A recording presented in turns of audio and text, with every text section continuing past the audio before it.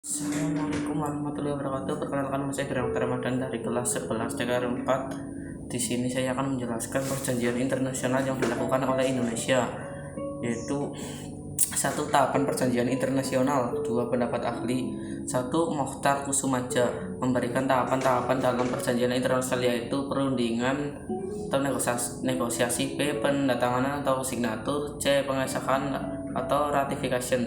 Dua Pierre Fremont, ia menjabarkan dua prosedur pembuatan perjanjian internasional, yaitu A. Prosedur normal. Prosedur ini mengisyaratkan adanya persetujuan parlemen melalui tahap perundingan, penandatanganan, dan ratifikasi. B. Prosedur yang disederhanakan. Prosedur ini tidak mengisyaratkan persetujuan parlemen dan ratifikasi. Sejatinya prosedur ini timbul karena ada kondisi yang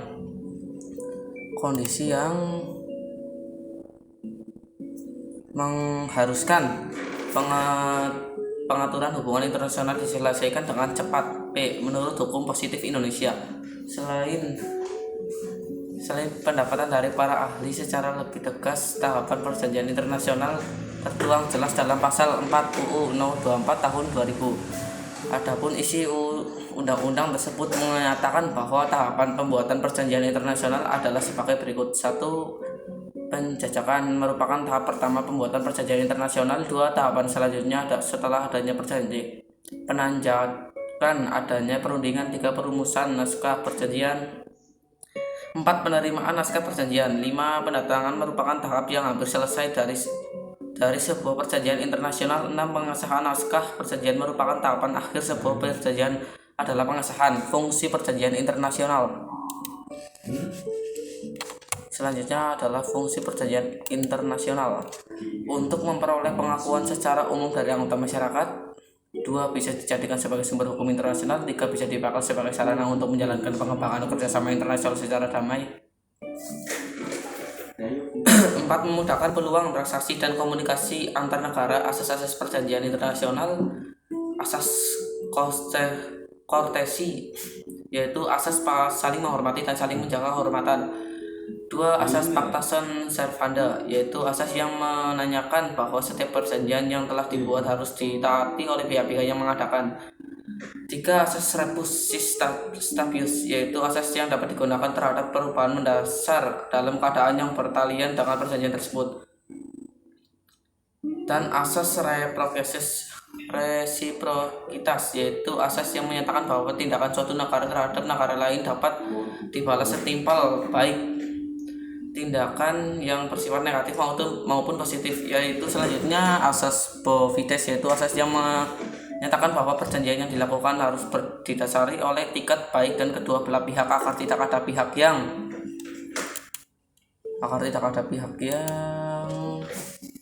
merasa dirugikan. Asas equality right, yaitu asas yang menyatakan bahwa pihak yang mengadakan hubungan atau perjanjian internasional mempunyai kedudukan yang sama. Manfaat perjanjian internasional.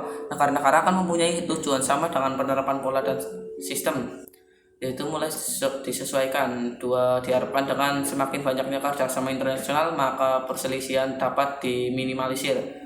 3. Penyimpangan yang melanggar kesepakatan antar negara dapat segera dikoreksi dan tindakan lebih lanjut dapat dilakukan secara cepat dan responsif.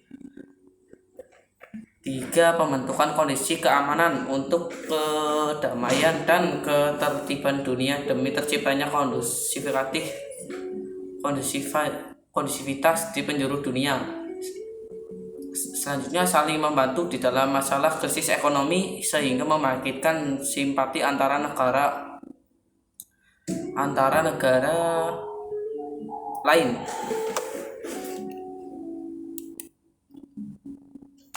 Berakhirnya perjanjian internasional. Beberapa kondisi berakhirnya perjanjian internasional sebagai berikut. 1. Habisnya masa perjanjian. 2. Salah satu pihak ingin mengakhiri perjanjian dan disetujui oleh pihak lain. 3. Adanya pihak yang merasa dirugikan oleh pihak lain. 4. Telah tercapainya tujuan dan perjanjian. 5. Dan syarat mengakhiri perjanjian sesuai dengan kesepakatan yang tidak terpenuhi. Selanjutnya, A. Kedudukan perwakilan diplomatik Indonesia. Terdapat 4 unsur hubungan diplomatik, yaitu sebagai berikut. 1. Hubungan antar bangsa. 2. Pertukaran misi diplomatik. 3. Status pejabat diplomatik. 4. Kekebalan hukum atau hak eksteritorial. Pengertian perwakilan diplomatik. Di sini saya akan menjelaskan pengertian perwakilan diplomatik. Perwakilan diplomatik adalah perwakilan yang berbagai kegiatannya mewakili negara dalam melaksanakan hubungan diplomatik dengan negara penerima atau suatu negara yang di organisasi internasional. Seorang diberikan tugas sebagai perwakilan diplomatik suatu negara tersebut adalah sebagai diplomat. Tahap menjalin hubungan diplomatik sebagai berikut. A. Kedua negara atau kedua belah pihak yang melakukan kegiatan pendahuluan yang diawali dengan melakukan pertukaran informasi mengenai kemungkinan dibukanya perwakilan diplomatik. B. Masing-masing kedua belah pihak kemudian mengajukan permohonan mengenai persetujuan. C. Setelah mendapat persetujuan dari negara penerima atau kedua belah pihak untuk saling mendapatkan kedua diplomat, maka diplomat tersebut memperoleh surat kepercayaan dari Departemen Luar Negeri oleh masing-masing kedua belah pihak. D. Para penerima surat kepercayaan atau para diplomat wajib menemui Direktur Protokol Departemen Luar Negeri untuk mendapatkan keterangan tentang ketentuan yang harus mereka laksanakan ketika menjalankan tugas. Selanjutnya yaitu tujuan diadakannya suatu perwakilan di negara lain adalah sebagai berikut.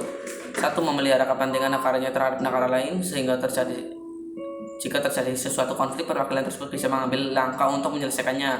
2. Melindungi seluruh warga negara sendiri yang sedang bertempat tinggal di negara lain. 3. Menerima berbagai pengaduan atau komplain untuk diteruskan kepada pemerintah negara penerima. Tugas serta fungsi dan perwakilan diplomatik Republik Indonesia. 1. Representasi adalah selain untuk mewakili pemerintah negaranya sendiri, diplomat juga harus melakukan proses pengadakan penyelidikan dengan pemerintah negara penerima. 2. Negosiasi adalah mengadakan proses perundingan atau pembicaraan baik dengan negara tempat diplomat tersebut diakreditasikan maupun dengan negara lain. 3. Observasi adalah menelah dengan teliti setiap peristiwa atau kejadian di negara penerima yang mungkin dapat mempengaruhi kepentingan negaranya. Selanjutnya yaitu